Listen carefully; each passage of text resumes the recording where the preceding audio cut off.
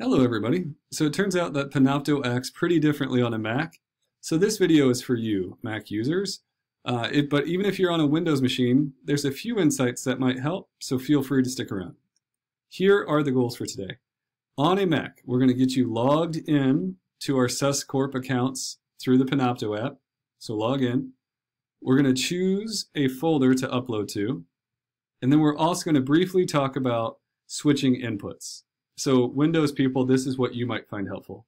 Do you want them to see just your video, just your PowerPoint, both? That's what we're going to talk about. Okay. So to log in, I'm going to close that. I'm in my applications folder. Lots of ways to open it. Chef's choice here on how you get there. All right, so I've opened Panopto.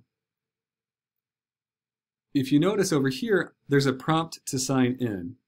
You might not have noticed that. It is kind of blending in over here. So I'm going to click Sign In.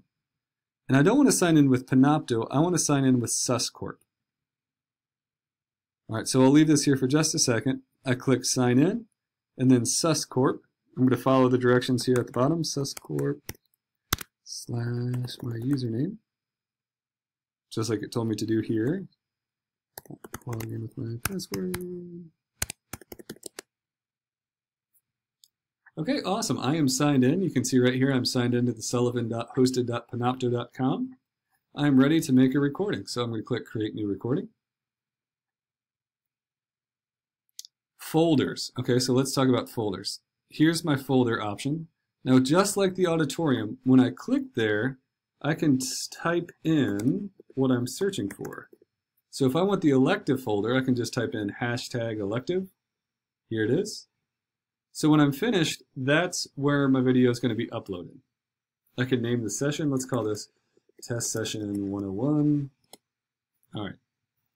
So I've logged in and I can find my folder. Let's talk about video sources. So if you decide, like for me today, my beard's probably a little too out of control. I don't want them to see me. I can turn that off. So here's my primary source. I'm going to say none. My secondary source, for this example, let's say none. So this is only going to record PowerPoint and my audio. So if you want just a slideshow recorded, here's your setup. All right, so let's say I want to give a brief lecture, and I want it to be just me and my voice. Here's your setup. I have my camera running. I have no secondary input, and PowerPoint is unchecked. So that's two setups. All right, so if I change this to my built-in display, now I'll have two things going on. I have my video with the FaceTime, and built-in display is whatever's happening on your monitor. So if I'm giving a quick tutorial on why it's important to keep your computer charged, I have this low battery. All right, so I'll close that. The students actually will see me clicking on that. So basically, it's just recording your screen. Okay, so that's essentially it. I would assume that the most popular option for recording is going to be this one. So none for the secondary display and record PowerPoint. So if you have a tutorial, they'll be able to see you and your PowerPoint and hear your audio. So I'll leave this here for just a second. Video is my primary, also record PowerPoint. Okay, and of course you can make any combination thereof.